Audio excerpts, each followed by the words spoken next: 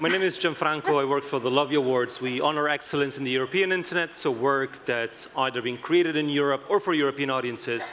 And one of the things we've been seeing more and more often these days is digital experiences that use mostly voice and audio as a way of interaction. Now, the interesting thing with voice is that it's not a new thing. It's part of a continuity. It's happening now for a couple of reasons. For once, machine learning is good enough that machines can start to adapt and understand us instead of us adapting to these new interfaces. But also, if you think about smart speakers, which is just one way to use your voice to interact with things, they are at a relatively accessible or cheap price point, especially if you compare it with a smartphone. A Google Home Mini or an Echo Dot, they're around 40, 45 quid. The last few days there were a couple of discounts, so you could get one for 30 quid. And the thing is, while there are no official numbers, already a year ago in the UK, 10% of all households had a smart speaker. Now, what you see is that they often use these smart speakers for very simple things, setting timers while cooking, asking for the news, maybe getting a stupid dad joke or playing music. Doesn't matter if it's on Google Play or on Amazon Music or on Spotify or on Deezer. But this is building behaviors that in the future will enable brands to do more things. So in today's panel, we want to discuss a bit what it takes for a brand to create a voice experience or what it could be useful for. And I have three amazing guests. There's from the far end, James Poulter, who's head of emerging channels and partnerships at Lego. If you don't know what Lego is, well, we'll tell you later with a case. Then we have Jane English from Channel 4, business director at Channel 4 and 4 Creative, which is the creative agency inside Channel 4. Then we have Emma Scott Robinson, creative director at Publicis.Sapient. The dot is very important. Now, if I can have the slides on the screen, please. It's funny because I got my smart speaker, an Echo Dot, in January of last year. And at the beginning, it was, figuring out how these things work. It's important for my job. For setting up, timers, cooking. I play music through Spotify using this. But then I realized after about 9 months that my behaviors had changed quite radically at home. Because, first of all, I live alone, so if I'm speaking alone at home and stuff, it's not a weird thing. But for example, I'm finishing an email at the end of the day, and I go to the toilet to brush my teeth and say, Alexa, turn everything off. And the lights go off, the temperature goes to whatever setting I have for the evening. But after 9 months, actually, I was invited to a friend's wedding in Greece. And it was 48 hours of partying, and then I slept for 1 hour before I caught a flight back to London. The plan was I'm going to go home, I'm going to take a shower, and then I go to the office. But I lost my voice. So for 4 days, I had no voice. I think it was the air in Greece that affected my speaking capabilities or something like that. But this is when I realized how my perception of reality had been distorted. I walked into my flat, and I tried to talk to my lights to turn them on.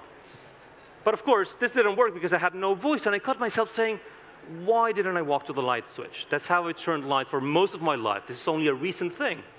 But this made me realize that it doesn't matter if you do complex or simple things with voice technology. Our brains are hardwired for oral communication. That was one of the main channels in which humans started to communicate. So what we want to do today is, from a business point of view, try to dissect what it takes to create a successful voice-guided experience, or at least to find out what could work for our brand. Now, I'm going to allow the speakers to introduce themselves, but to do this, we also have a case from each one of them. James, we'll start with you. Tell us a bit what you do in your professional life, and then we'll show the case. Sure. Well, thanks for the invitation. Welcome to good afternoon, Britain, by the looks of it. So I look after emerging platforms and partnerships at Lego, and one of the big areas that we've been investing a lot of our attention into is into voice and audio overall, as we see a couple of different converging trends and insights that make us think that this is probably going to be a fairly significant part of the way in which consumers, both adults, kids, and in also the shared family setting, engage with our brand and most of the content that they want to access throughout the day. We've done a number of different experiments into this over the past year. First of all, we launched a flash briefing just before Christmas called Lego 365, which we launched for a 3-month demo period and have now taken down to kind of take some learnings of, which was a Lego fact of the day. We're now working on a project that will come out later in the year with Google Assistant. But the main launch we've done is something called LEGO Duplo Stories, which I can tell you a little bit about this afternoon. The two converging things really was this, is that how many of you, I can't actually see many of you because of these lights, but how many of you in the audience have kids under the age of kind of like 5? Anyone? Yeah? So I've got a 3-year-old daughter called Hazel, and she can get the Moana soundtrack out of Spotify from Alexa like that. I mean, she really knows how to do it. And she knows how to do that because it's a learned experience, because to Jean's example, she hears us speaking to Alexa all the time. And to her, there's no such thing as this Internet of Things that we kind of go on about all the time. There's just things. There's no internet to her. It's completely nascent. And so her expectation is that there should be a little person in a box in the corner all the time that she can talk to, which we can talk about the psychological ramifications of that later. But you know, in the short term, she expects that she should be able to speak to something and get content back from it. And for her, it's the most natural way of engaging with anything, because before she learns to tap, type, or swipe anything, she knows how to speak, and we all learn that way, and we learn through conversation. So that was one insight that we saw. And the other thing we saw was that parents who are, particularly those of you who put your hands up, kind of probably in the millennial parent category now, as millennials kind of begin to have their own children, is that we're probably more strapped for time than ever before. There's a higher likelihood that if you're in a couple, that both members of that couple are working more of the time, at least usually about 15 or to 30 hours a week, depending on the market. And we therefore have less time to engage in play. And we also find it harder to get started in play, that once you've done all the things that you think are in the book or on the box, what do you do next? So we wanted to try and come in with something that helped do that, and that's what LEGO Duplo Stories is. So maybe if we run the video, yep, I can explain a bit more.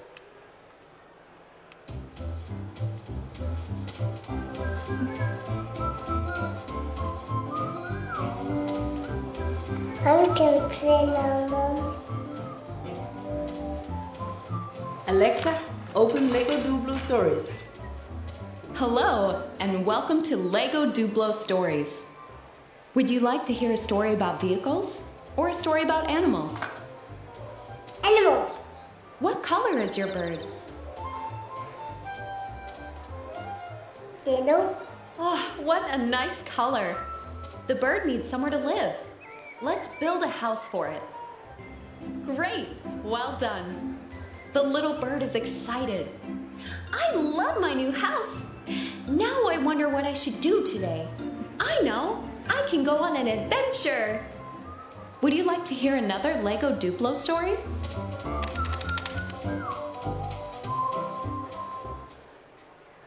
So LEGO Duplo Stories, it's 10 interactive stories, 5 about vehicles, 5 about animals, kind of a choose-your-own-adventure narrative within each.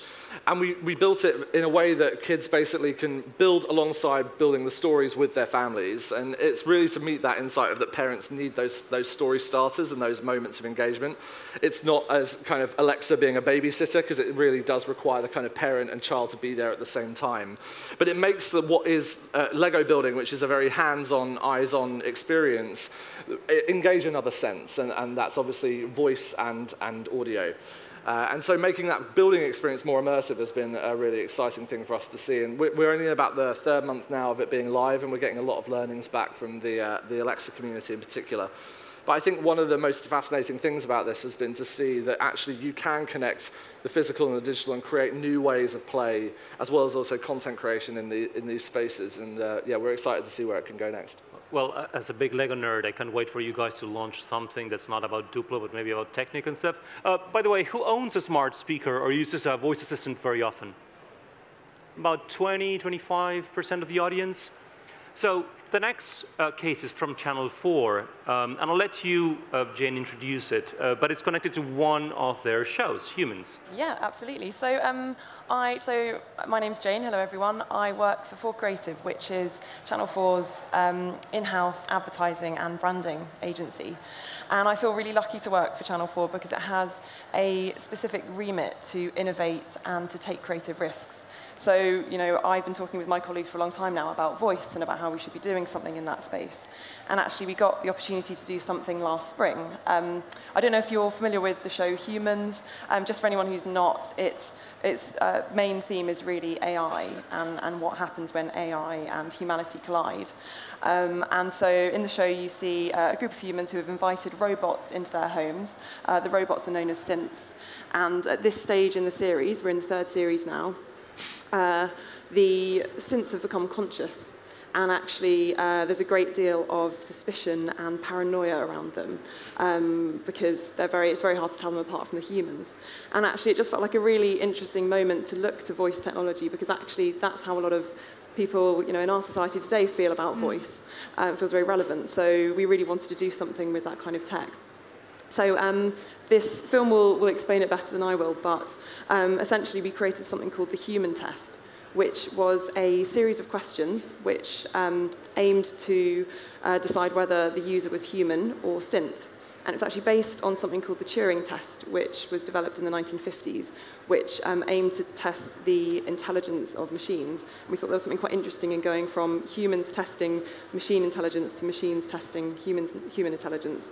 And this lived on Amazon Alexa and on a Google Assistant as well. And yeah, it was a very exciting project to work on. So would you mind playing the film? Yeah.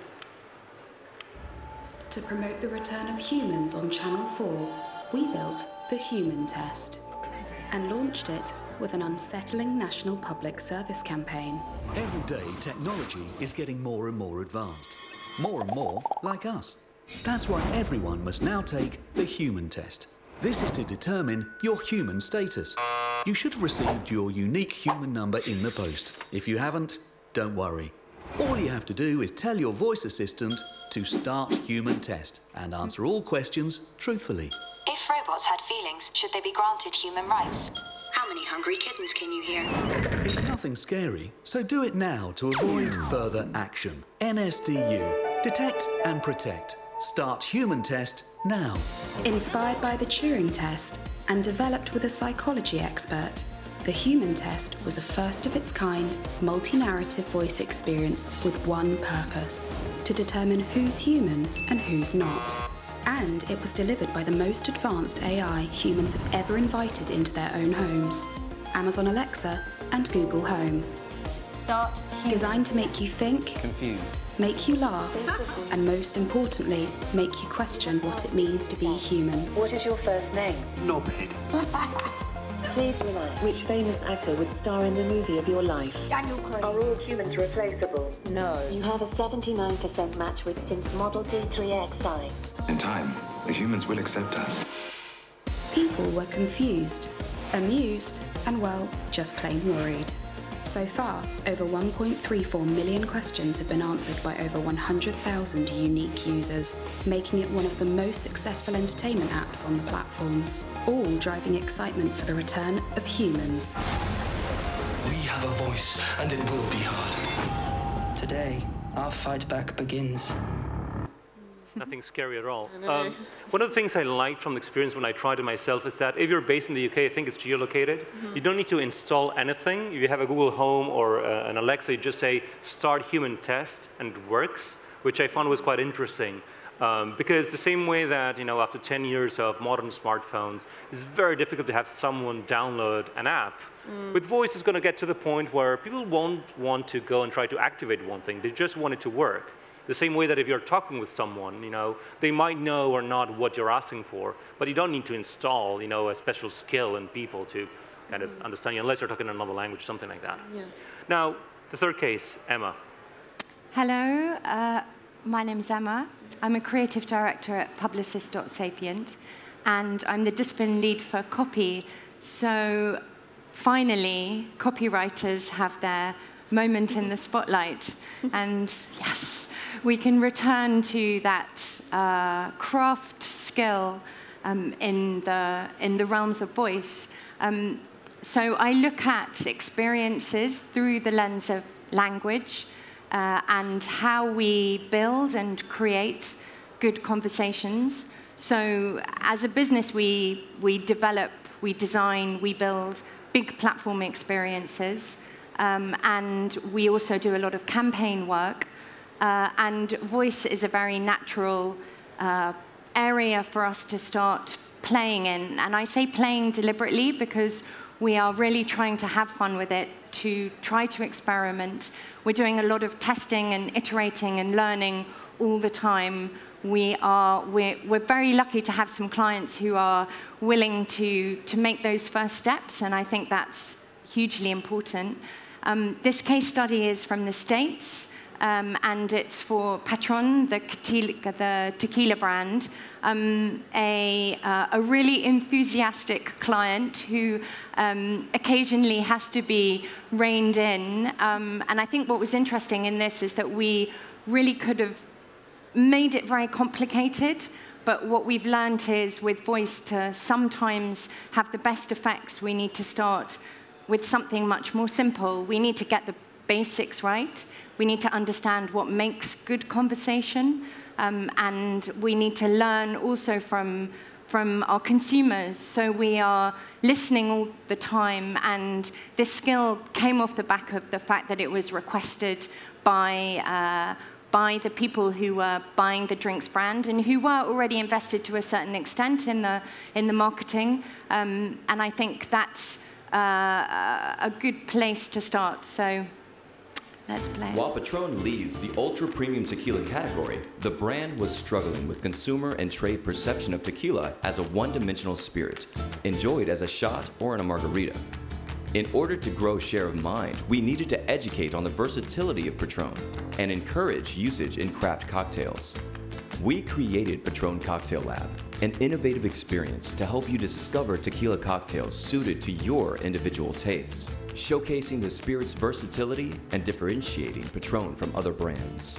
This first-of-its-kind cocktail recommendation engine features an immersive video experience used to determine your flavor preferences and then serves up a curated list of cocktails just for you. With over 280 unique recipes and counting, the platform continues to grow and evolve by tapping into Patron's network of more than 40 top-tier mixologists from around the world. You also have the ability to save your favorite drinks, get tips from the pros, print recipe cards, follow your favorite bartenders, and even have a Patron cocktail kit delivered right to your door.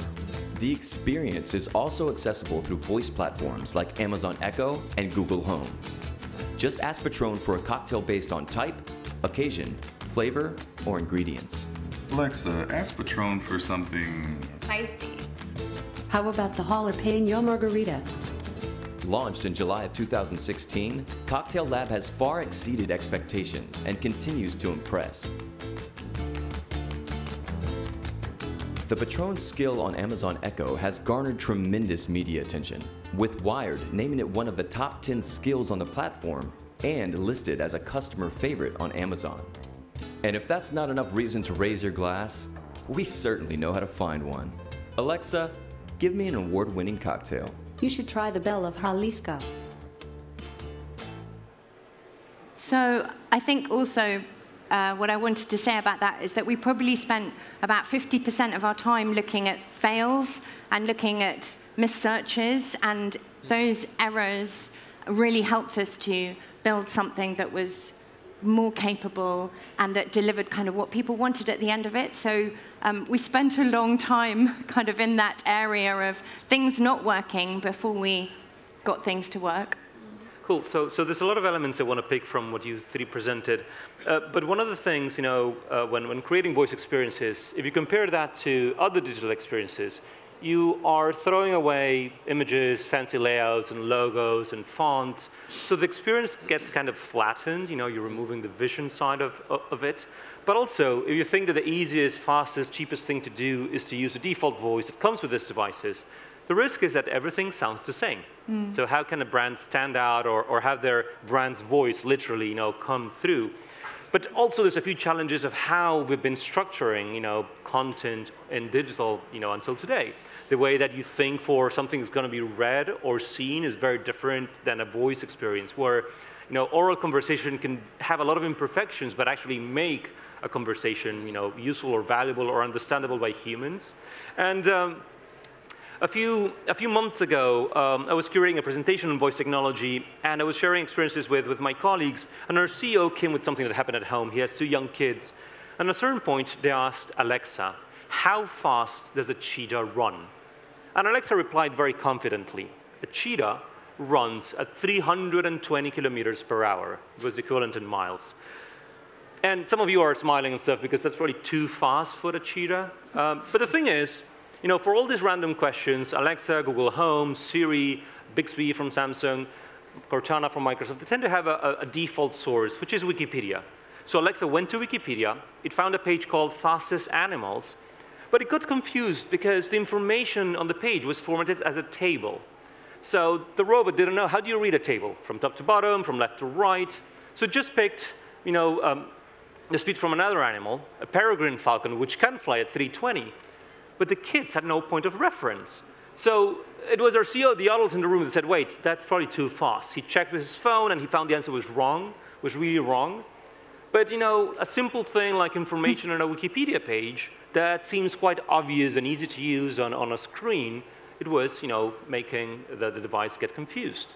So I wonder, what challenges, when you were thinking about creating voice experiences or oral conversations with machines, did you have while trying to create experiences at Lego, at Channel 4, or with your clients? What do you look at? What do you try to achieve, and how to avoid those typical pitfalls? One of the main challenges we had was just getting everyone around us to feel confident enough to let us go for it. Because I think it's so new in the world of marketing and branding that, and for us, there wasn't another broadcaster or another UK broadcaster who had used voice for an advertising campaign. And we wanted to create something that didn't really exist, and so we didn't know how we were going to make it. And even we had a partner who were experts in voice, but they hadn't made one in the way we wanted to make it. So around us, obviously, we've got a lot of people saying, you want to spend, it wasn't expensive, but it was still money. You want to spend money on this, and we don't know what it's going to look like, and actually you don't know if it'll be approved by Amazon and Google until you've made it and you've submitted it 3 days before it goes live. So that, for me, was one of the biggest challenges, was actually, and in my role as well, a lot of what I do is just bringing all of the stakeholders together around a project, getting everyone to buy into it and take a bit of a risk. And Channel 4 is meant to be a risk-taking organisation, so if I struggled with people working there, then I imagine for a lot of companies it would be the same. So yes, so I think for me, in my experience, there was a lot of having to take a bit of a leap of faith and actually become comfortable with taking a risk with it. Cool.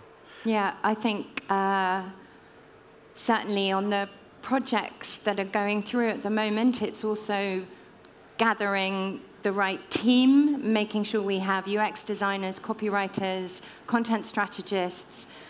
We have people who understand narrative and how to tell a story. We have developers, we have data analysts, we have data scientists, we have people number crunching, we have the budget controllers. But who leads? Because, talking about UX, right, there's no best practices for voice UX yet. So if everyone has an opinion, it's difficult then to get to the goal. Yeah, we certainly all have our opinions, and we try to listen. I'd say that's one of my biggest learnings. Listen, respect the people who know elements of the project much better than you do. I will always be pushing for that art of conversation, and like I said, having a good voice experience actually is we think it's very natural and intuitive because we all speak, we all talk.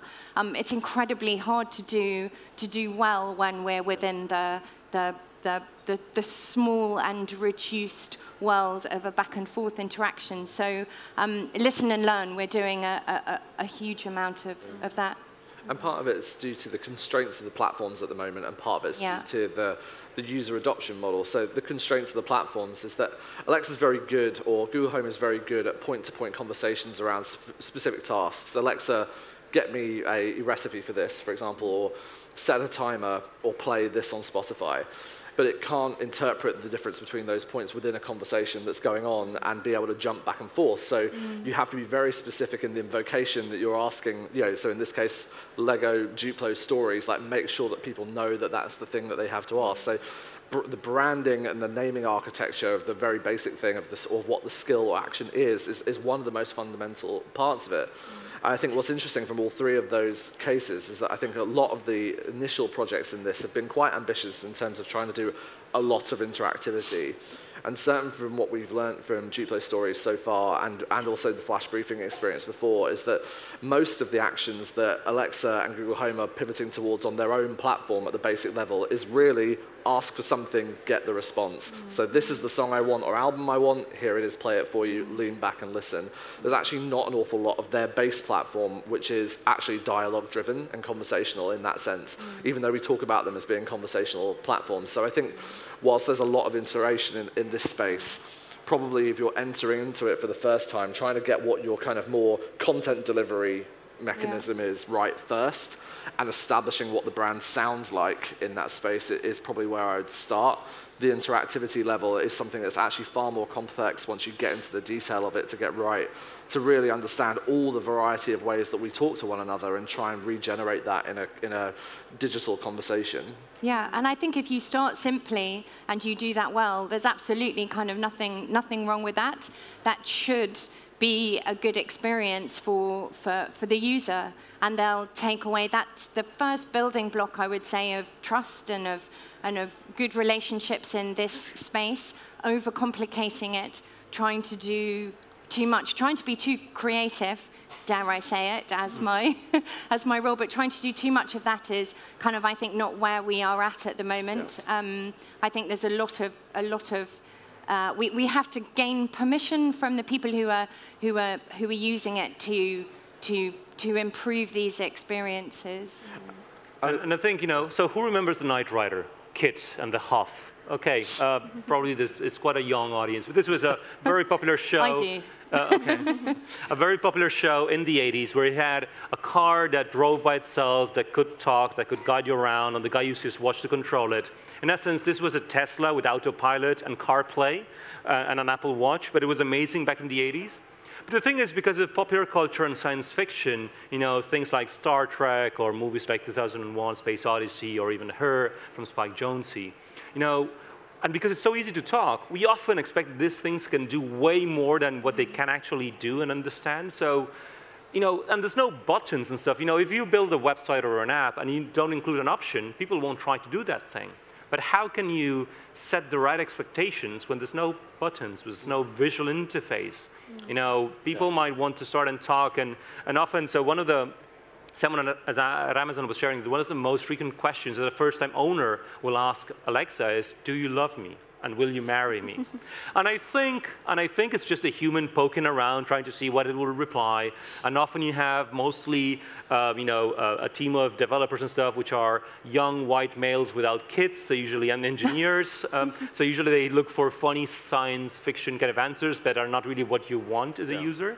So I wonder, how can you set boundaries or set expectations so that people are not disappointed by the voice experience, but it achieves, even if it's a simple thing, it's clear that that's what it's for. I think it's just important to be clear on what you want to achieve with it, because I suppose all of our projects have been aiming to do slightly different things, and I suppose with the human test, we just wanted to entertain people. So I think we just made sure we were investing our time and resource in making sure that, for example, with the conversation tree, we had enough options for the responses, and it felt bespoke enough, and we had each response was entertaining enough, and it felt personal. And I think, and that was a lot of, as you were saying, Emma, sort of test and learn. And actually, at the very last minute, we rewrote about half of the answers and the questions because we found they weren't funny enough. But we learned that by sitting down, watching our colleagues take the test, and what they laughed at, and what felt actually also most in line with humans as a drama tonally.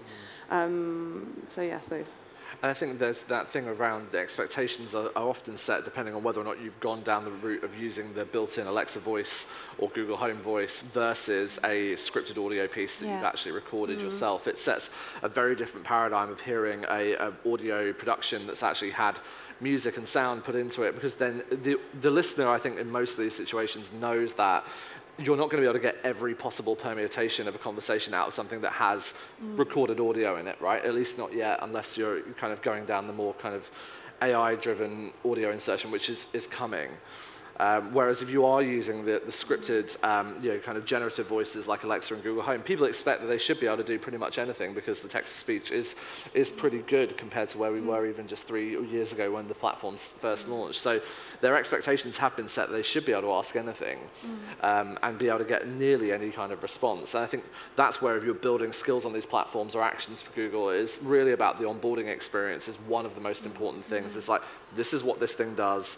These are the 3 or 4 things that it can do, and our recommendation has certainly been from both the platform vendors not to go beyond 3 or 4 things that any skill can do, because also the one really weird thing about these platforms, which you kind of forget, is that once you've started that experience and then it ends, or if it fails, there's no instruction manual anywhere to get back to it. You really do have to remember to ask for an Uber or ask for kind of the mixology skill or whatever it is that you want. Once it's gone, it's disappeared. There's no pamphlet, there's no app icon sat on your desktop anymore that just reminds you that this thing exists. So if you don't actually, on that first time user experience, insert yourself into what consumers want to do with that platform, it's very, very hard to get them to come back. And I think that's certainly a challenge about picking up and leaving conversations where you start them. You might start them on the web and you want to pick them up on your mobile and you want to carry it on a voice at home. So those, I mean, that would be the North Star, that the world is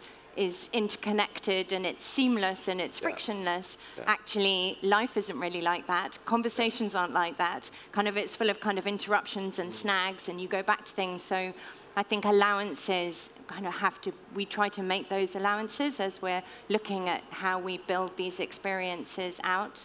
And continuity is becoming possible. I was going to say, I mean, if any of you've tried the BBC skill on Alexa recently, you may have heard a prompt saying that you can now log into your account and things like that. That will allow you to do continuity across different BBC platforms to log back into the same show if you've been listening to a podcast or something like that, or pick your standard news preference for your flash briefing. So I think that we are seeing the platforms catch up to that expectation level that we have, but actually to achieve that is actually very difficult on the technical level, and also to meet that expectation where everybody gets what they want out of essentially what we call artificial. It's very artificial and it's not very intelligent right now.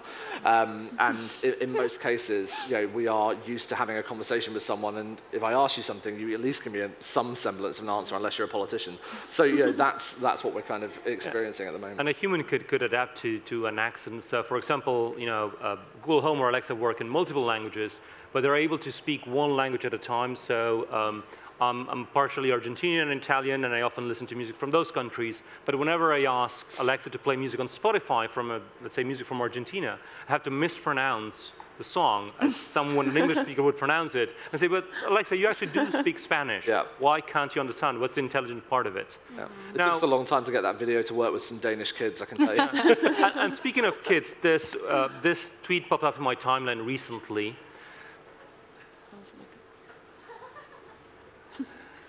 Now, it's interesting because, as you were mentioning, kids expect things to talk now, and the same way that when the iPad came out, you could see that video on YouTube where a 2-year-old was trying to swipe and move things on a physical magazine and it didn't work. And it's interesting because there's not enough research on what impact these things could have in people and such, but early research found that kids that have a smart speaker at home tend to be more curious, but also less polite. Very often they're harassing their devices or being mean to them, and they're just in the moment where parents are trying to teach them, no, you should ask please and thank you. In fact, Amazon launched a kid-friendly version of Alexa with a politeness mode. If you have it on, if you don't say please and thank you, it doesn't work. But then one of the challenges, and this will change with time, it's just a matter of the technology evolving. Most of these devices don't know who's talking to them. If it's the owner, if it's a grown-up, if it's a kid. So for example, if a kid wants to interact with digital content from an alcohol brand in the UK, that's illegal, right? It's a gray area on voice. So how do you work around those things? For example, in your case, you mentioned that you wanted to have the parents present in the playing experience. So how do you enable that to happen? So when we launched Gplay Stories, we launched it in partnership with Amazon as part of the launch of Kids Skills in Europe. So it was part of their launch and to be GDPR compliant, all those kind of reasons, and COPPA compliant in the US. I think the thing with the kids thing is it's really an interesting element about this manners and personality and what you're teaching kids to be the right way to interact with these devices. So Google's also bringing this pretty please mode out, that if you're not polite to it, that you know, it will kind of prompt you or not get the answers. And to a certain extent, I think that's true. Your human test is the case in point of this, is that when we get to the stage when you pick up the phone to our call center and talk to someone at the other end and you can't tell if it's a human or if it's a automated system, are you more likely to be mean to it? We all know that you can flip someone off on the M25 if they cut you up because you're in your little glass box of emotion on the car, but you would never do it if they did it to you in the street. And it's the same kind of thing, is that the technology is disaggregating us from one another a little bit. And so we are more tempted, as we've seen from everything from Twitter trolling to kind of YouTube comments, that that is, the reality is that we are able to be more mean to one another when technology comes between us. So when it comes to kids, we are kind of very conscious about making sure that the dialogues that we're building into some of these things are ways that we would want our kids to behave when they're talking to their peers or their classroom teachers. It comes down to the way in which we design even the voices. So you'll hear the voice in there. We use a kind of, we were going for the best sounding kind of middle of the road millennial parenting motherly voice, because hopefully it has kind of warmness but some kind of level of authority when the kid is if it says something wrong to it. So and you can ask my wife whether or not that works at home, but that's what we're kind of going for. I think the paradigm is really there's also interesting discussions around, I think, gender. You were just talking about kind of using a female voice, and we've been exploring kind of what voices work best. And the fact that Alexa is a female voice and you're constantly asking her for things, and raises some gender bias, some interesting questions about gender and about who we go to ask for information. Yeah, we've indebted these 4 different women into digital servitude for all time, which is quite worrying. Yeah, it is. It raises certainly, and I think part of our role, perhaps as kind of brand guardians and also as the people kind of pioneering these experiences, is to be really mindful about things like that, and is to really think about those kind of ethical kind of questions, as well as having fun, as well as experimenting, as well as kind of being kind of brave with it. I think we have to keep those things in mind. I think it'll be a challenge as well, though, is we go from, at the moment, basically all of our experience of these devices is pretty similar. Yeah. Your experience of Alexa at home is pretty similar to mine. In Google, obviously, they're now bringing additional voices. I mean, if you want John Legend to talk to you at home, then that's up to you. But that's where they're kind of heading with these things. But I think the more interesting part of it is that as the intelligence gets further along the line and becomes more general intelligence, or more the digital twin idea, that actually your experience of Alexa would be quite fundamentally different to mine, that the name would be different, that the voice may be different, that it would have different personality quirks built into the copywriting based upon who it thinks you are. I think that's when it becomes actually a much more interesting paradigm for brands in particular, because how do you then insert yourself into the environment where actually you're asking a digital assistant to hand off to another personality that is choosing to now live in your living room? You've got to avoid that personality clash. Well, but what if they don't get on? But it might be a reason why you pick a platform and not the other, because of the values that go behind it, or because that they can find an assistant that suits your interest, or is connected to the products you already own. So if you use Gmail and Google Calendar, maybe you prefer to go to one platform. But because also, this devices act as a conduit. For example, Amazon is a store, right? So it's clear that Alexa will try to sell things. It would be weird if it didn't. Commerce-led.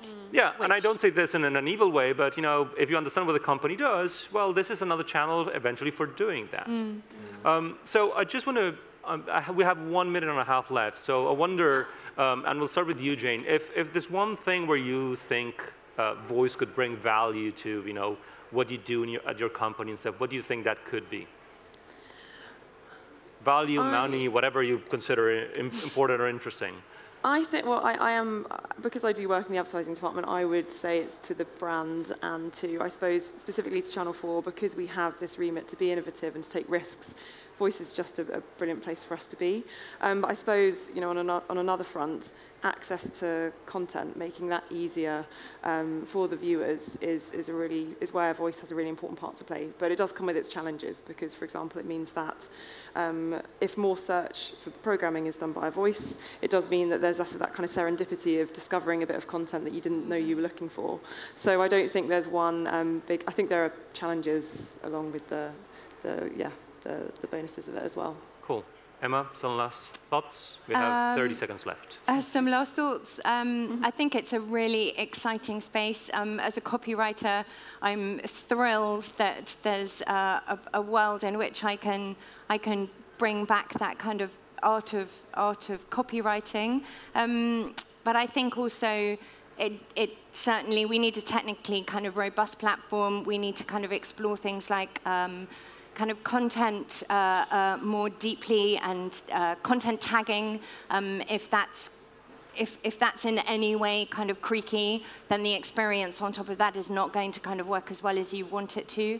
But I think it's a great space to be and have fun in. Cool. James, any last words? We are over the time, but... Yeah, I'd say if you want to talk about it afterwards, I'll hang around to chat, but I think the one big opportunity that we didn't get to is really around e-commerce for brands. I think that it's an opportunity and a threat for brands like ours where we have a brand that's fairly well known by most people, that's great, but if you are working in FMCG and you've got a brand that Amazon can make a generic around, you may be having more of an issue as Alexa begins to be the recommendation engine of choice for most product searches. So I think that's a paradigm that we should be looking out for as well. Cool, thank you much. Well, so the time is over. There's so many things we wanted to discuss about, but hey, this is what we get. So thank you very much for your attention. Thank you again to all our